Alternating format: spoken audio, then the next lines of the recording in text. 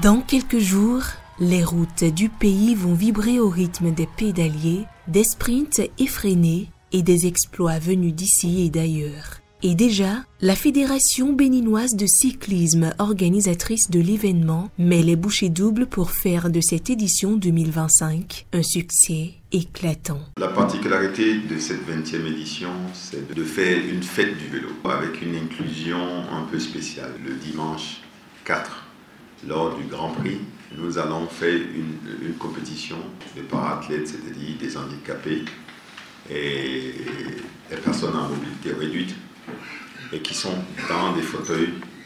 Nous allons faire une course pour les introduire en disant au peuple béninois que ces gens-là comptent aussi. Donc cette fois-ci, nous allons faire un contre-la-montre par équipe qui est assez spectaculaire. Une autre particularité, cette particularité sera de présenter des femmes pour le Grand Prix des Amazones.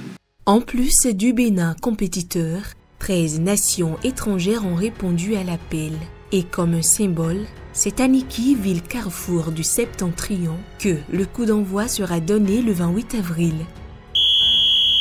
Une semaine durant, 9 départements vont être traversés jusqu'au sprint final, au pied de l'Amazone, à Cotonou, le 3 mai.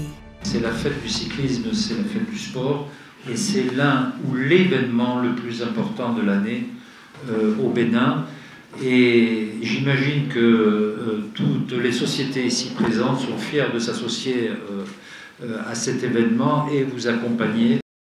Tandis que les cyclistes affûtent leur préparation, les professionnels des médias, eux, suivent une formation intense. Objectif, garantir une couverture dynamique et de qualité tout au long du parcours.